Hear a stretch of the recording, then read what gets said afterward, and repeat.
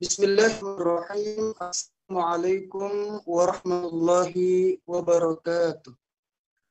Alhamdulillah, alhamdulillahi wa kafa, wassalatu wassalamu ala rasulillahi al-mustafa, wa ala alihi wa ashabihi wa man wafa, amma ba'd. Pemirsa dakwah Sulsel dimanapun Anda berada, hari ini kita kembali bersua di acara Syahr Ramadan yang insya Allah akan mengangkat tema Islam Solusi Masalah Kehidupan.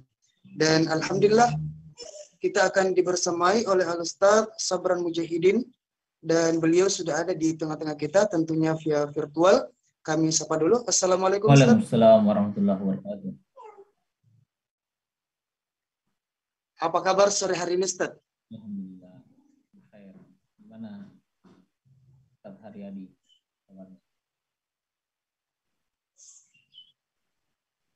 Suaranya kurang kedengaran Ustaz, atau cuma saya ya? Kabarnya Ustaz Haryadi. Suara saya bagus ya? Betul. Ya. Oh ya, alhamdulillah sudah kedengaran Ustaz. Alhamdulillah. Kami juga alhamdulillah masih diberikan Allah Subhanahu wa taala banyak kenikmatan berupa kesehatan dan kesempatan untuk bersua kembali bersama pemirsa Dakwah Sulsel ya. Pemirsa Dakwah Sulsel dimanapun Anda berada, kami ingatkan dulu share link YouTube kita ya, link channel Dakwah Sulsel kita ke seluruh teman, kerabat, keluarga agar sama-sama bisa mengambil manfaat di acara sore ini dan sama mendapatkan amal jariah di Sabtu. Nah, baik Ustaz, kami berikan kesempatan dulu kepada Ustaz Sabran Mujahidin selaku narasumber kita pada hari ini untuk menyapa pemirsa Dakwah Sulsel. Tafadhol Ustaz.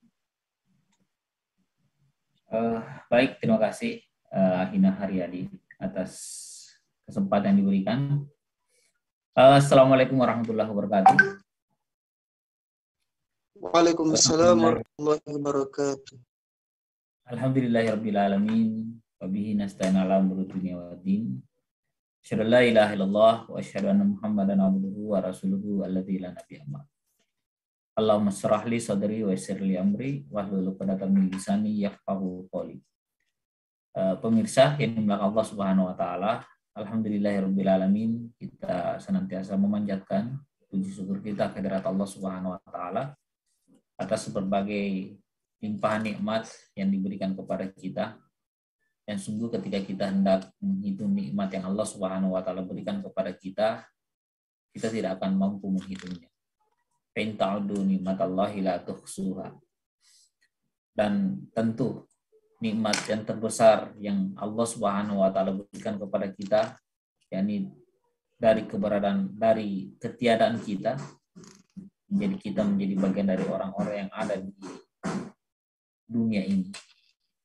Kemudian dari orang-orang yang ada di dunia ini, Allah Subhanahu wa taala menjadikan kita sebagai sebaik-baik makhluk. Laqad khalaqnal insana fi ahsani taqwim. Jadi sungguh kami telah menciptakan manusia dengan sebaik-baik bentuk. Artinya apa? Bahwa di dalam kehidupan dunia ini, atau khususnya di bumi kita ini, maka tidak ada makhluk yang lebih baik penciptaannya dibandingkan dengan kita sebagai manusia. Di samping itu Allah Subhanahu wa taala juga menjadikan kita menjadi orang-orang yang diberikan hidayah. Dan hidayah itu Islam.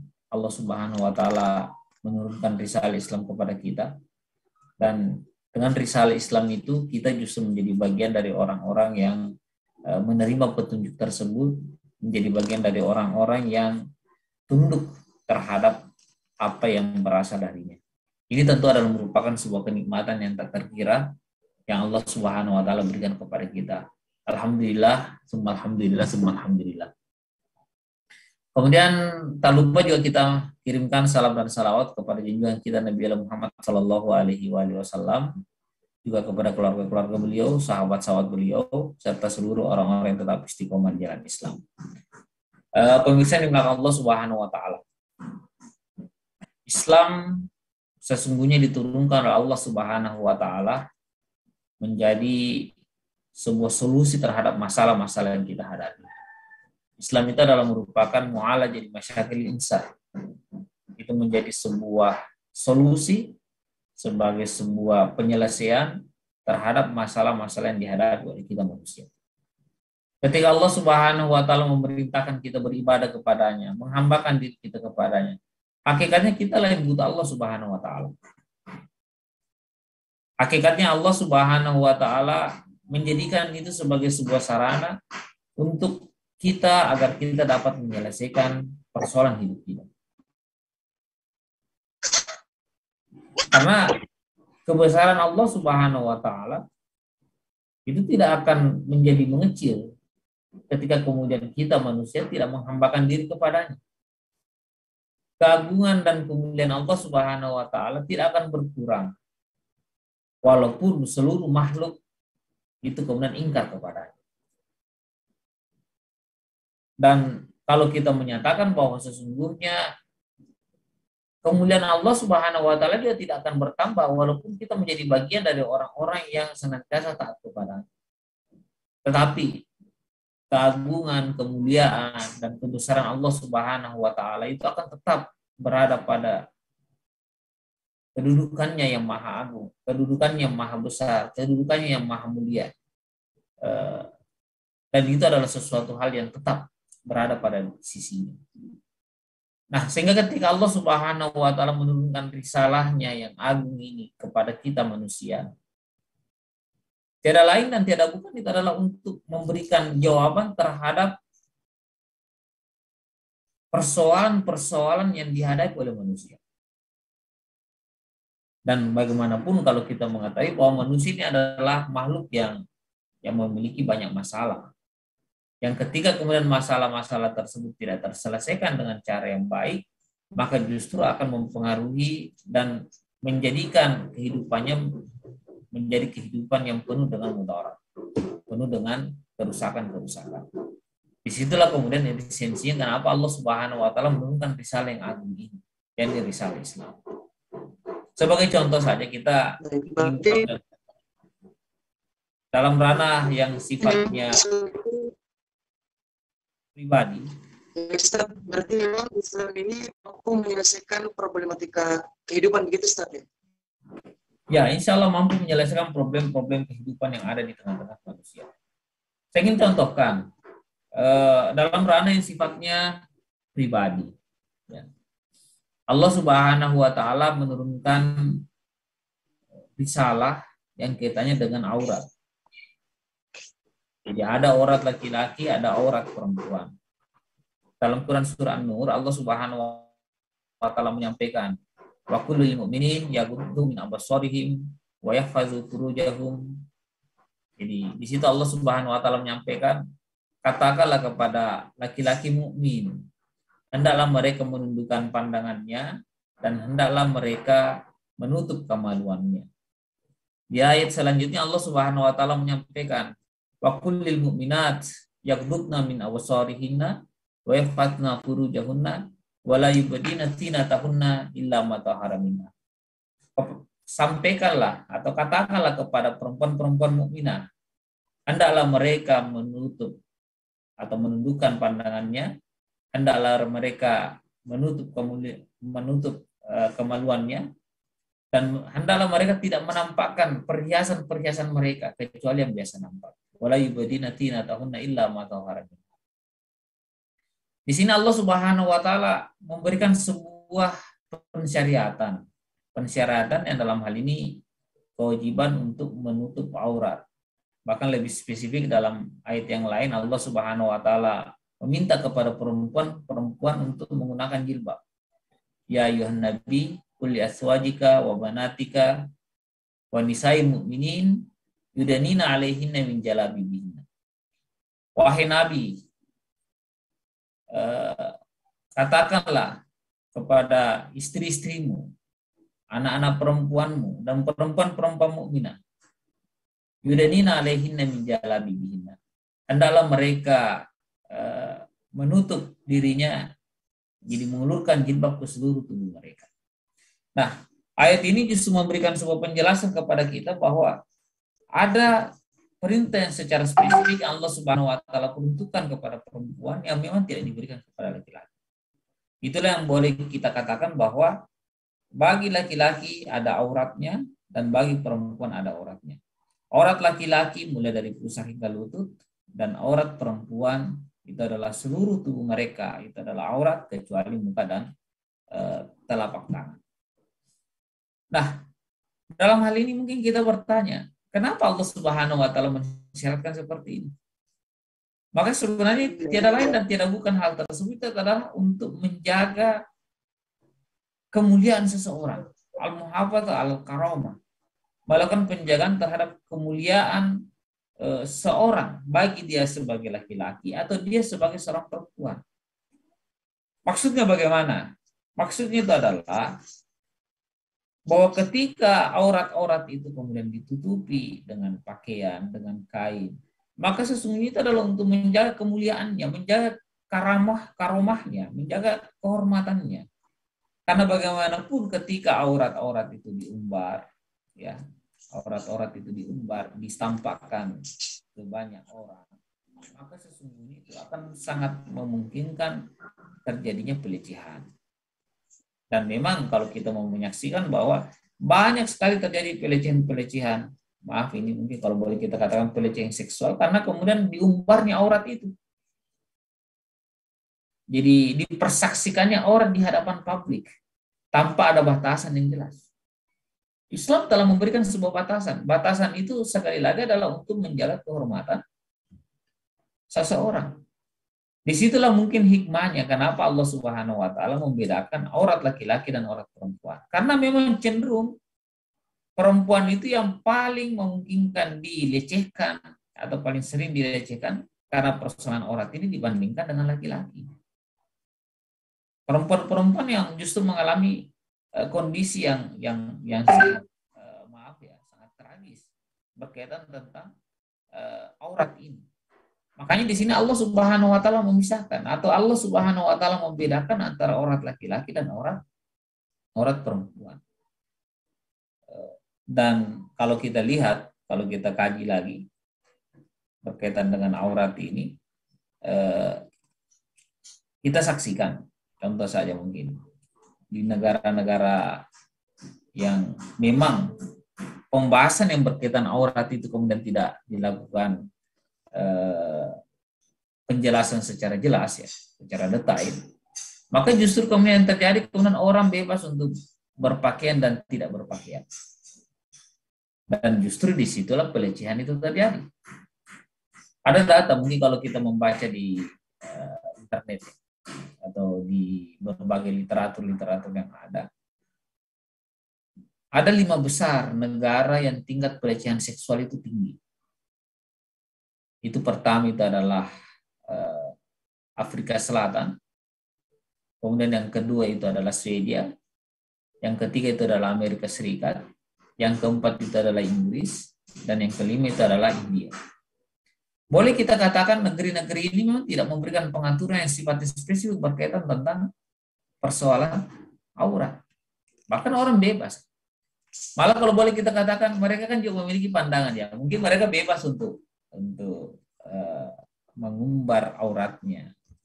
Tetapi kemudian di sisi lain mereka kan juga bebas. Yang penting mau sama mau, maaf ya, melakukan hubungan seksual mau sama mau, suka sama suka. Apakah itu ternyata mampu untuk menyelesaikan masalah? Ternyata tidak. Ternyata justru tingkat pelecehan seksual tetap terjadi. Dan mereka adalah negara-negara yang justru tinggi tingkat pelecehan seksual pada mereka. Contoh saja itu kemudian ada data yang kemudian yang muncul itu ternyata 1 di antara 3 perempuan yang ada di Amerika Serikat itu pernah dilecehkan pada saat dia kuliah. Dan yang melakukan itu adalah teman-teman sendiri, bukan orang lain. Nah, inilah yang saya sampaikan tadi, bahwa Islam itu datang untuk memberikan solusi terhadap persoalan penjagaan kehormatan seseorang dengan memberikan aturan yang berkaitan tentang aurat.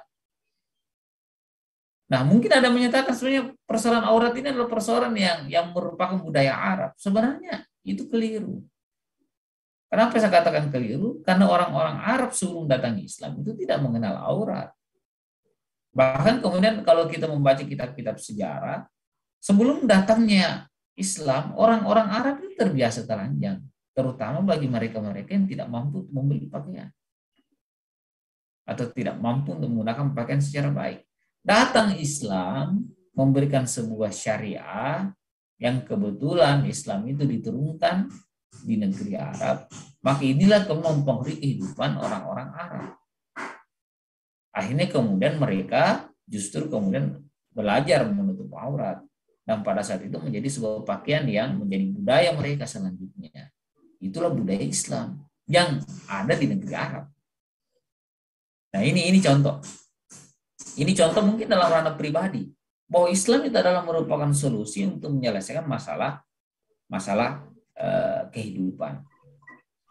Nah, berarti ya. masalah kehidupan yang dimaksud apakah hanya aspek pribadi saja atau mungkin dalam berbagai aspek yang bisa diselesaikan oleh Islam? Nah, itu mungkin yang pertama tadi, masalah pribadi. Kalau kita mencoba membawa dalam masalah yang lebih luas dari masalah pribadi, misalnya bertetangga. Ya, misalnya bertetangga. Itu kalau kemudian kita membaca hadis-hadis Nabi Shallallahu Alaihi Wasallam berkaitan tentang hak-hak tetangga, yang paling sering disampaikan kepada kita itu kan adalah bagaimana Nabi Shallallahu Alaihi Wasallam berpesan. Jadi ketika kemudian kita bertetangga, ya ada kemudian hal-hal yang selainnya kita perhatikan. Misalnya kemudian ketika kita memasak makanan, memasak masakan, maka pada saat kita memasak masakan, maka hendaklah kemudian kita memperbanyak kuahnya, sehingga bukan hanya aromanya yang dicium oleh tetangga kita, tetapi justru kemudian rasanya pun bisa dikecap oleh lidah kita. Nah, bahkan ada hal yang menarik. Kalau kita melihat hadis Nabi Shallallahu Alaihi Wasallam lebih rinci berkaitan tentang hal itu, Nabi Shallallahu Alaihi Wasallam itu pernah berpesan begini: ketika kalian hendak membawa makanan dari luar rumah kalian ke rumah kalian, dan kalian tidak hendak membaginya, mungkin karena alasannya, mungkin kalau kita berikan penjelasan alasannya mungkin karena terbatas jumlahnya, kita juga tidak mampu membagikan kepada tetangga kita. Maka kata Nabi Shallallahu Alaihi Wasallam, hendaklah kalian memasukkan makanan tersebut ke dalam rumah kalian dalam keadaan sembunyi-sembunyi. Dan jangan biarkan anak kalian memakannya di luar, karena itu akan membuat anak-anak tetangga kalian merasa tidak nyaman. Ya, kurang lebih mungkin begitu. Berarti tidak boleh memperlihatkan saja. Ya, kan itu akan membuat anak-anak tetangga kita akan jadi kecewa. Karena ketika anak-anak itu memakannya, mesti kemudian tetangga yang melihat itu juga ingin mengkonsumsi hal yang sama. Ketika kita makan es krim, dia juga mau makan es krim. Ya. Nah sekarang banyak yang posting di media sosial itu seperti apa, Ustaz? Ya sama sebenarnya. Kalau kita tidak mampu berbagi, tidak usah kemudian kita posting kemana-mana ya, karena itu adalah sesuatu. Kecuali kan ini kan bagian dari promosi, itu kan lain lagi. Iya. Promosi boleh Ustaz. Promosi itu kan memang bagian dari upaya untuk meningkatkan penjualan, tapi kemudian kita tidak mampu berbagi kepada tetangga kita, kemudian kita justru bagi-bagi, apalagi memperlihatkan perkara tersebut, maka memang kita dianjurkan oleh baginda Nabi Shallallahu Alaihi Wasallam untuk tidak memperlihatkan hal tersebut kepada tetangga kita. Dan yang menarik ini, ada ungkapan lanjutan dari riwayat tersebut, bahwa Nabi menyampaikan begini: ketika kalian hendak membangun rumah atau meninggikan rumah kalian, hendaklah kalian meminta izin kepada tetangga kalian. Karena jangan sampai dengan tingginya rumah kalian itu membuat tetangga kalian sukar untuk bernafas. Ini menarik bagi saya. Ini menarik untuk kita cermati karena ungkapan Nabi Shallallahu Alaihi Wasallam ini luar biasa mendalamnya. Kalau mungkin dalam ranah kehidupan modern sekarang ada yang disebut dengan istilah ketika orang membangun rumah itu ya, ada namanya IMB, izin mendirikan bangunan. Tapi kalau kita izin mendirikan bangunan, lebih menonjol pada aspek batas-batas tanah, betul ya? Betul-betul batas-batas tanah. Siapa yang punya tanah di samping kiri, samping kanan, belakang kita, itu yang kemudian yang paling ditonjolkan. Karena jangan sampai ada persoalan berkaitan tentang hak ya. Tapi Nabi Shallallahu Alaihi Wasallam lebih jauh lagi, bukan sekedar persoalan batas tanah, tetapi persoalan jangan sampai dengan tingginya rumah kita membuat tetangga kita ini sukar untuk bernapas, sulit untuk bernapas. Ini sudah masuk dalam ranah yang disebut dengan mungkin kalau dalam bahasa sekarang itu kan disebut AMDAL, ya, analisis mengenai dampak lingkungan. Ini dalam aspek rumah loh. Ada AMDALnya. Maksudnya itu bahwa jangan sampai tingginya bangunan kita, rumah kita, itu membuat tetangga kita sulit untuk bernapas. Ini bukan persoalan tanahnya yang diambil, tapi akibat rumah kita justru tetangga kita sulit untuk bernapas. Mungkin kalau kita bawa dalam ranah yang lebih luas, jangan sampai rumah kita misalnya kita bangun, memang akhirnya enak kelihatan, bagus kelihatan, tapi tetangga kita sulit untuk berjalan. Ya. Tetangga kita justru kebanjiran. Ya. Ini kan biasa, ayo alaikumsalam ya. Ini yang saya katakan bahwa Islam itu solusi terhadap masalah hidup. Ini dalam hak bertetangga. Dalam hak bertetangga. Contoh yang lain ya. Mungkin dalam ranah pribadi misalnya berpakaian. Dalam ranah bertetangga. Kalau kita bawa dalam kehidupan sosial yang lebih luas lagi. Dalam tataran sosial kemasyarakatan. Dalam tataran sosial kemasyarakatan itu kan ada namanya hukum-hukum persangsian. Persangsian terhadap orang-orang yang melakukan pelanggaran hukum. Contoh saja, memang dianggap keras hal ini. Ketika Allah Subhanahu wa taala berfirman dalam Al-Qur'an, a'udzubillahi minasyaitonirrajim, was-sariqu was-sariqatu faqta'u aydiyahuma. Pencuri laki-laki dan pencuri perempuan, maka potonglah tangan dari kedua. Islam memang sangat tegas dalam aspek hukum pencurian. Bahkan mungkin dinyatakan ini adalah hukum hudud. Hukum hudud itu adalah hak Allah yang dilanggar. Dan itu tidak bisa diubah oleh manusia. Terkait dengan hukum hudud. Tidak bisa diubah oleh manusia. Artinya misalnya ketika seorang mencuri, maka kemudian ketika dia mencuri, maka dipotong tangannya.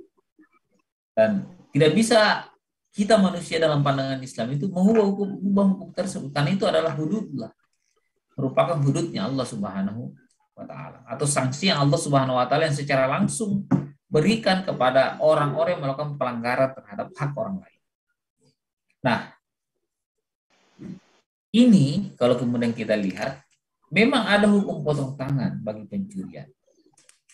Tetapi hukum potong tangan bagi pencurian itu hanya berlaku bagi orang yang mencuri lebih dari 1/4 dinar. Itu yang kemudian dijelaskan dalam berbagai riwayat dan ini yang kemudian diimplementasikan oleh para sahabat. Yani orang yang mencuri lebih dari 1/4 dinar. 1 dinar itu 4,25 gram emas. Ya. Kalau kemudian kita katakan 1/4 dinar lebih dari 1 gram emas. Artinya apa? Kalau dalam kehidupan kita sekarang kita konversi dalam satuan rupiah, 1 gram ini mungkin kalau kita cukupkan sekarang 1 juta rupiah.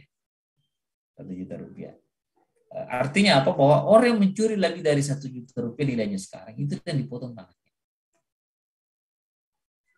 Kalau kurang dari itu sebenarnya tidak ada kewajiban potong tangan, bahkan bukan dipotong tangannya.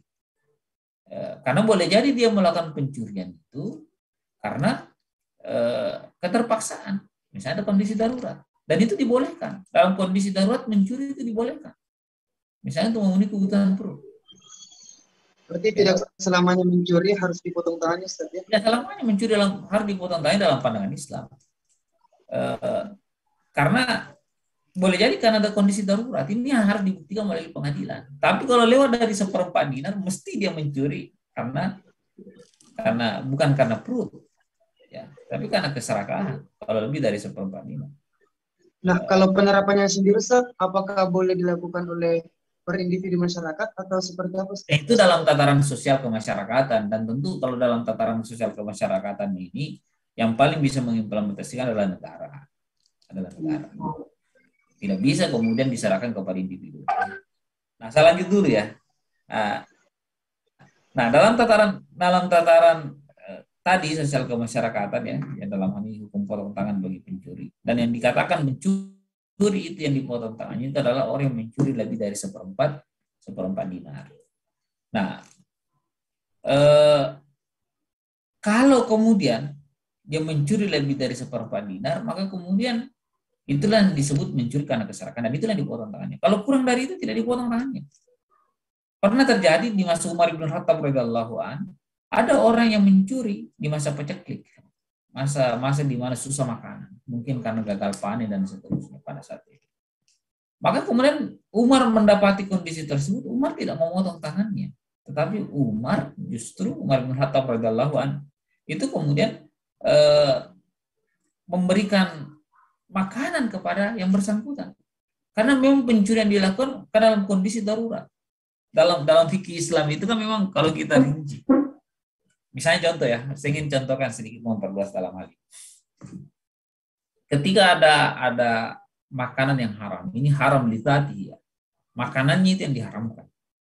Misalnya babi itu makanannya diharamkan. Kemudian dihadapkan dengan suatu perkara atau suatu kasus di mana kemudian sebenarnya tidak ada selain babi, ya ada selain babi, tapi yang selain babi itu bukan miliknya kita, dan orang yang memiliki barang tersebut itu kemudian memang tidak membaginya ke kita, bahkan tidak hendak membaginya. Dalam kondisi seperti itu kita sudah kelaparan, ada babi, ada makanan yang halal tapi bukan milik kita. Nah, dalam pandangan Islam, kalau ini adalah fikul aulawiyat, jadi ada prioritas pelaksanaan hukum-hukum darurat itu, hukum-hukum syara ya, maka lebih didahulukan memakan makanan yang bukan milik kita, yang halal ya, halal tapi bukan milik kita, dibanding mungkin makanan yang berasal dari benda-benda yang diharamkan Allah Subhanahu wa taala. Misalnya babi itu mungkin tidak ada yang mengkonsumsinya, tapi kemudian kita diharamkan untuk mengkonsumsinya karena zatnya. Maka lebih dibolehkan untuk mengkonsumsi makanan yang bukan milik kita. Dan itu dalam kondisi darurat. Ya, sekali lagi, saya berbicara dalam kondisi darurat. Nah, ini adalah solusi. Ya. Solusi untuk apa sebenarnya? Dengan diberlakukan hukum potong tangan itu akan melakukan penjagaan terhadap harta masyarakat. Harta masyarakat. Jadi al-muhafadzah al-mal. Jadi salah satu fungsi syariat itu adalah melakukan penjagaan terhadap harta-harta yang ada di tengah-tengah masyarakat. Makanya dilarang pencurian. Dan ketika ada orang yang mencuri, hududnya Allah Subhanahu wa taala memerintahkan untuk dipotong tangannya. Yang dipotong tangannya sampai di mana? Di sini sampai pergelangan. Sampai di sini. Dipotong dulu dari tangan kiri. Kalau masih mencuri dipotong lagi tangan kanannya. Kalau masih mencuri ya, dipotong dulu tangan kirinya. Nah, ada yang mengatakan Ustaz, dengan adanya hukum potong tangan ini, Islam itu terlihat sadis, terlihat keras, terlihat ya betul kalau ya mungkin betul terlihat. Kalau saya katakan tegas ya, kalau tegas ya. Tapi kalau sadis ini kan persoalan persepsi. Di mana lebih sadis itu kemudian ketika ada orang yang membunuh, dan itu pembunuhan itu semakin banyak, atau pencurian itu semakin banyak. Artinya apa? Bahwa adanya sanksi hukum yang diberikan sekarang ini atau diberlakukan di tengah-tengah kita itu tidak memberikan efek jerah. Ya, tidak memberikan efek jerah. Kalau orang mungkin sekarang mencuri ayam masuk penjara, setelah keluar dari penjara dia punya ilmu mencuri kambing, mencuri kerbau. Makanya ada mungkin sekarang marak ini disebut residivis ya. Residivis. Orang-orang yang melakukan kejahatan yang serupa. Bahkan kemudian tingkat kejahatannya itu lebih meningkat. Yang saya katakan tadi, kalau sebelumnya masuk penjara karena mencuri ayam, setelah masuk penjara, keluar penjara mencuri kambing atau kerbau. Ya. Justru semakin hebat, semakin hebat melakukan kejahatan. Artinya apa? Bahwa sistem sanksi yang diberlakukan atas para pelaku kriminal atau yang sudah diterima dalam kehidupan kita ini, itu justru kemudian tidak memberikan efek jerah. Tempat-tempat yang mungkin kita katakan orang yang harusnya mengingat Allah Subhanahu wa taala justru mencuri. Ya. Kota-kota celengan masjid dicuri. Ya. Sendal-sendal itu dicuri ya. Ini kan artinya apa? Bahwa ini tidak mampu menyelesaikan masalah yang ada. sistem sanksi yang diterapkan di tengah-tengah kita justru tidak memberikan efek. Kalau dalam bahasa fikih itu disebut efek sawaja, efek pencegahan, efek pencegahan. Dan itu justru diberikan oleh Islam. Jadi sekali lagi bahwa Islam itu adalah solusi terhadap masalah hidup. Ya. Tadi sudah saya jelaskan bagaimana dalam kehidupan pribadi Islam memberikan solusi. Dalam kehidupan bertetangga Islam memberikan solusi. Dalam kehidupan sosial kemasyarakatan Islam juga memberikan solusi. Nah, kalau mungkin kita mau kaji satu persatu itu masih sangat banyak sebenarnya. Masih sangat banyak. Itu Jadi saya kira selain memberikan efek jerah, ternyata juga bisa memberikan pencegahan, Ustaz ya? ya efek jerah dan pencegahan. Efek jerah itu kan sebenarnya tujuannya adalah untuk mencegah.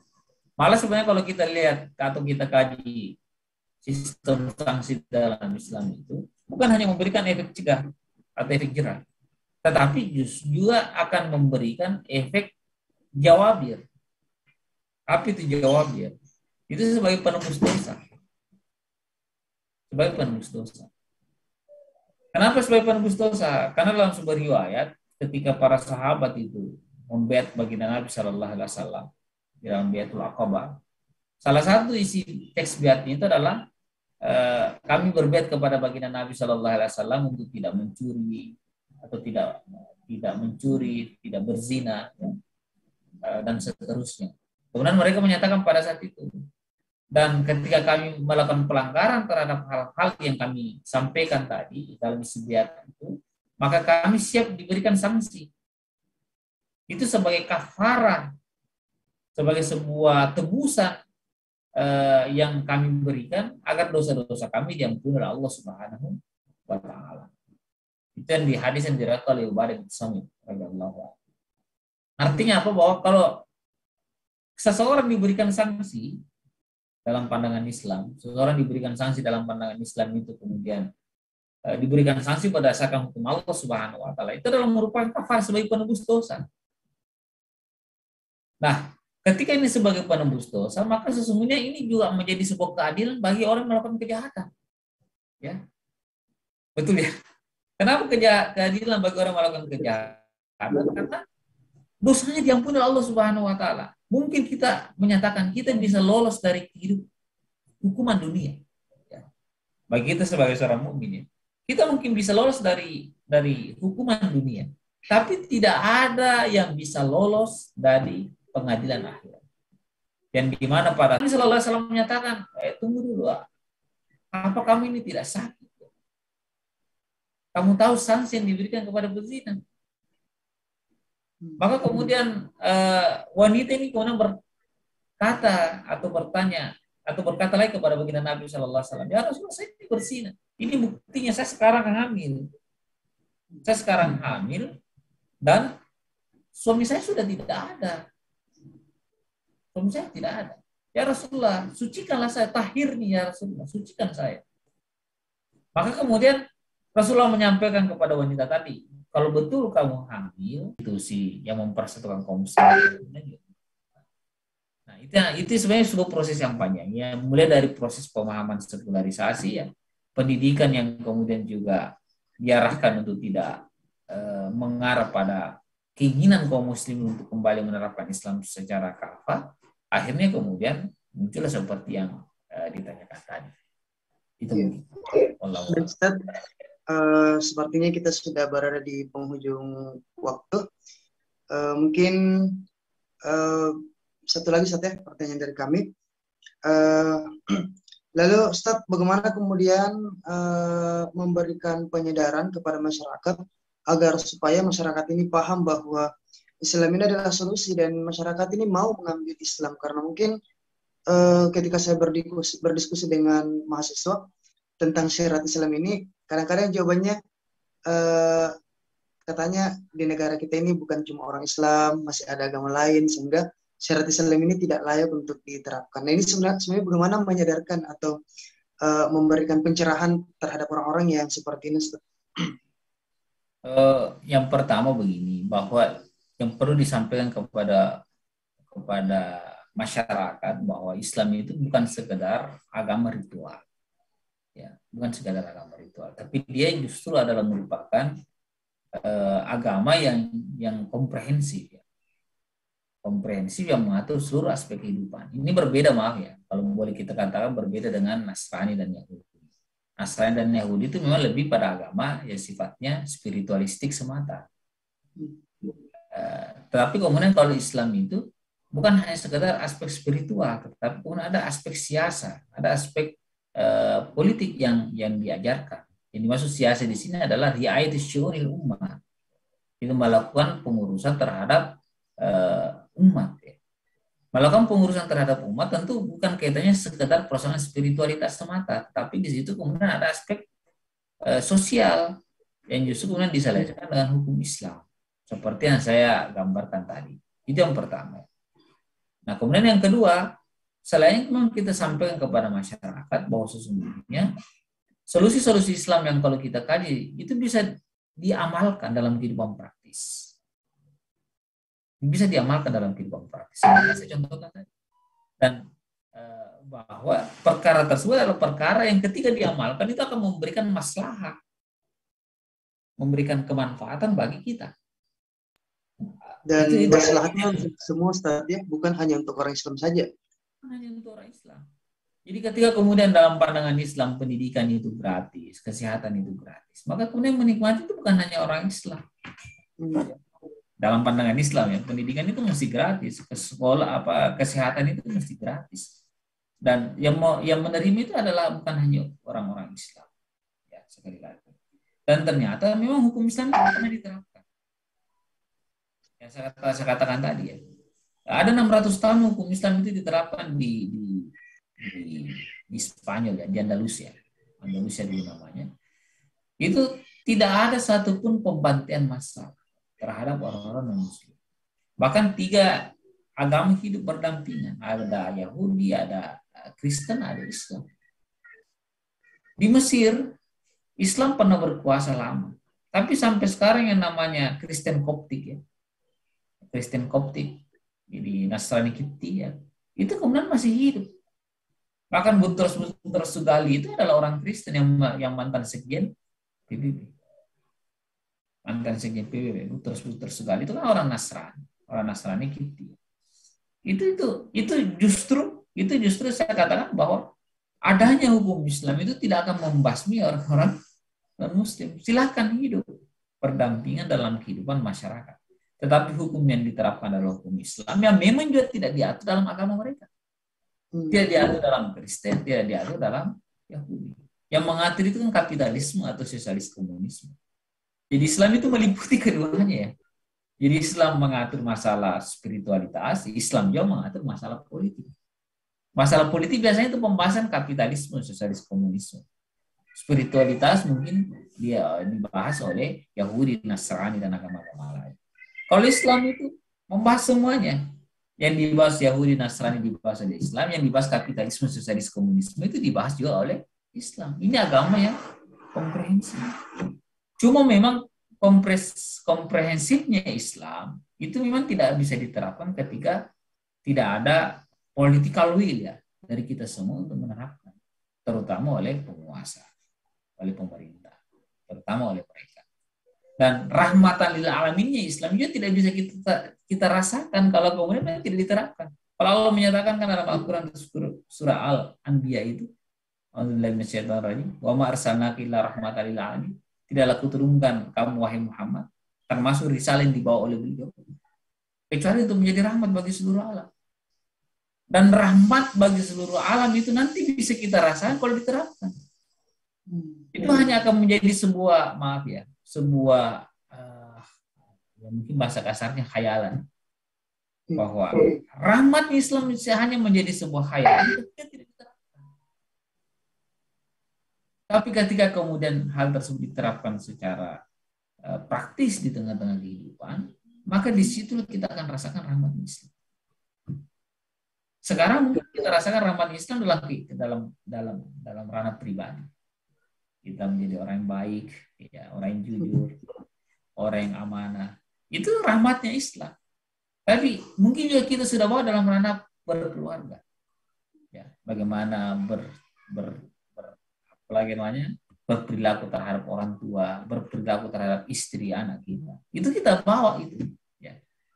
Mungkin juga kita masih bisa bawa dalam kehidupan bertetangga. Bagaimana kita menghargai hak-hak tetangga kita. Tapi belum tentu kemudian tetangga kita memperlakukan hal yang sama. Ya, betul ya. Karena adalah Islam. Atau bahkan mungkin kalau kita bawa dalam tataran yang lebih luas, sosial kemasyarakatan, bahkan mungkin bernegara. Rahmat Islam tidak dirasakan karena kemudian tidak diterapkan dalam kehidupan sosial masyarakat secara keseluruhan dan dalam kehidupan negara. Ya, insya Allah. Dari kita. Ya, berarti seharusnya umat Islam ini tidak asing atau tidak